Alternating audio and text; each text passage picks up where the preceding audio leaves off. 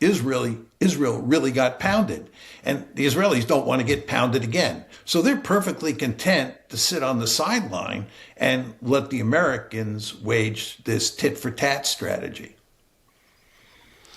The other issue is that the accuracy of the Iranian missiles and drones has increased exponentially from the inception of the conflict back to the 40-day conflict, largely because I think they're using, or it's assumed they're using, Chinese and perhaps Russian satellite systems.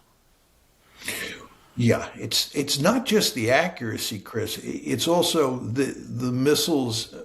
In many cases, many of the ballistic missiles can maneuver as they're coming down toward the target, and that enables them to dodge or avoid the missile defense systems that the Gulf states and Israel have. And I think maybe most important of all, it appears that both the Chinese and the Russians are supplying Iran with excellent intelligence as to where the key targets are. So in other words, it's not just the accuracy. It's not just that they can, put these missiles in the pickle barrel. It's also the fact that they know which pickle barrels to hit, because either the Russians or the Chinese or both of them are providing them with excellent intelligence. And, the maneuverability, the accuracy that you mentioned, and the intelligence information, you combine all those things with the fact that they have ballistic missiles that have powerful warheads, and you can see where they can do one heck of a lot of damage. And they are doing one heck of a lot of damage. And again, we don't want to underestimate that they're promising to do even more damage.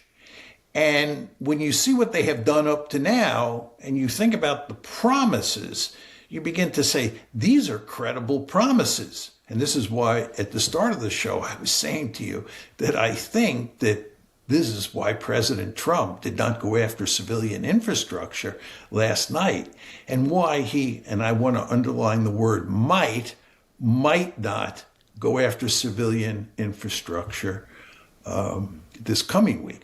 Although, as you pointed out, he is flailing around. And I think your use of the word flailing is exactly the right word. He is flailing around, and he is in desperate straits. So nobody knows for sure what he might do this week. But it does seem that if basic deterrence strategy or basic deterrence logic kicks in, that he probably won't go up the escalation ladder this week.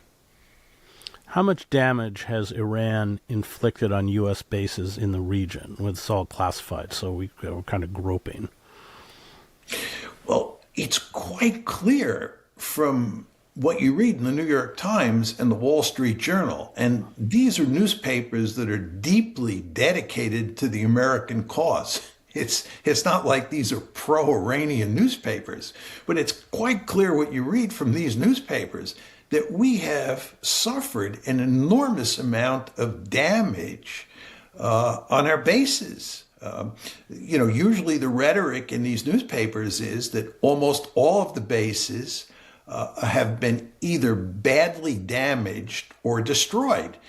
And of course, the Iranians have continued to go after those bases in places like Kuwait and Bahrain.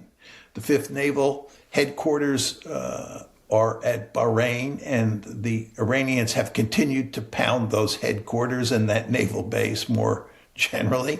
They've continued to bomb all sorts of U.S. targets in Kuwait.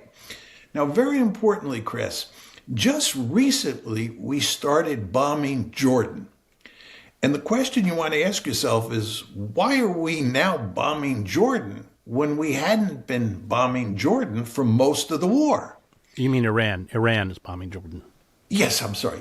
Iran is bombing Jordan. Why is Iran bombing Jordan? And the answer is that we have moved lots of military assets to Jordan because they are so vulnerable in places like Kuwait, Bahrain, the UAE, and so forth and so on. So Jordan has become an important staging area. Well, the Iranians responded by going after U.S. targets in Jordan. And this is why they ended up killing 2 American servicemen. They've also, it appears, wounded many other American servicemen. They've attacked 1 base and destroyed a significant number of Black Hawk helicopters. And they have attacked the main U.S. air base in Jordan as well. And they are threatening to continue those attacks on Jordan. And what the Iranians are basically saying, there is no place to hide. Wherever you go, we're coming after you. And you want to understand that we have a lethal missile and drone force, and we will use that force in very effective ways. And they have demonstrated quite clearly that they have that capability. A lot of the air attacks have been concentrated in southern Iran, and there's been speculation that this is because the United States is considering seizing parts of Iranian territory, some of the islands, perhaps Karg Island. I don't know how they would do it. I guess they would have to do it by air. I'm not sure how that would work. Certainly they can't do it by ship.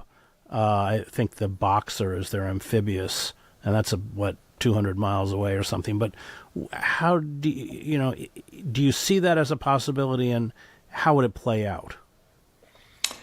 Well, I'll make a couple points, Chris. First of all, you have to ask yourself, how many combat troops, and here we're talking mainly about infantry and Marines, U.S. Army infantry and Marines, combat troops, people that you can use for an amphibious operation. How many troops of that sort do we have in the Gulf? Now, you'll see in the media, people say there are 50,000 American troops in the region. That's true, but those 50,000 troops are not all combat troops. And in my opinion, most of them are not combat troops. My guess is that there are at the most 8,000 Marines and Army troops from the 82nd Airborne in the region. About 8,000 combat troops at most. What are you going to do with 8,000 troops? It's a tiny number of troops. If you're seriously talking about invading a country like Iran that has 93 million people, a formidable military, represents a huge piece of real estate. I mean, this is a big territory that it covers, has forbidding terrain. What are you going to do with 8,000 troops? Not only do you have to invade with those 8,000 troops, you have to sustain them, and then you have to reinforce them. This is just not in the cards. And if you listen to President Trump talk, he says that it's not going to be American ground troops that do the invading. It's other troops from the region that are going to do the invading, the ground operation. So I scratch my head and say, well, who is that? Are they going to send in the IDF?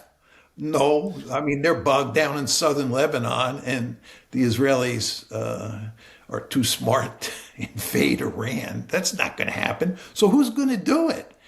And it looks like, if anybody, it's going to be the Kurds coming out of Iraq who invade Iran. But the Kurds are not going to do that unless they're crazy. And if they do invade, it's not going to have any meaningful consequence. The Kurds are our ground force option? This is not serious. 8,000 troops in the region are a ground force option? I don't think so. Furthermore, if President Trump were foolish enough to try and seize an island or to land somewhere on the coastline of Iran, many American soldiers would die. This would be a highly dangerous operation. The Iranians would go to great lengths to retaliate and drive those American forces off the beaches. And the question you have to ask yourself is, what does the cost-benefit analysis look like for President Trump? There'd be zero benefit, right? What is he going to gain by invading an island or, establishing a beachhead on the Iranian coast? What are the gains from that? I don't see any. And the cost is that many Americans will die in what almost everybody will see as a futile military operation. And he'll pay an even greater political price for that. So why would he do that? So I don't see any ground force option. Chris, just to elevate for a second here, we started with a strategic bombing campaign. That lasted 40 days. It failed.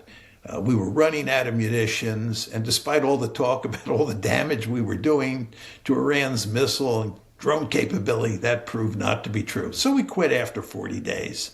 Then we went to the blockade. That lasted just a little over 2 months. And then we quit when we signed the Memorandum of Understanding because the blockade didn't work. Then Trump welched on the deal on the June 17th Memorandum of Understanding, and we started engaging in this tit-for-tat war, which we're now involved in. And that's not working, as we've just talked about. That's not working. The one thing we haven't done, by the way, we have actually reinstituted our blockade. We're back to the maritime blockade as well, which didn't work last time.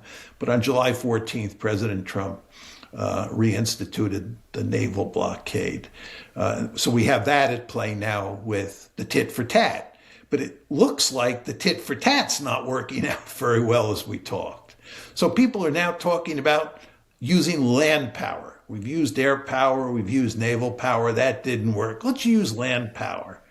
This is not a serious option. If it was a serious option, we would have tried it a long time ago. We didn't try it a long time ago because it doesn't stand any chance of working. The point is, Chris, we have no military option here. This is why Trump signed the June 17th MOU, because we had no option. The Iranians were winning the war. And then the question you have to ask yourself is, have the dynamics changed since then? Is there evidence that the United States has turned the tide and that we now have found a theory of victory? The answer is clearly no, unless you and I are missing something and they have some secret strategy in mind that they haven't told us about. And I don't think that's the case.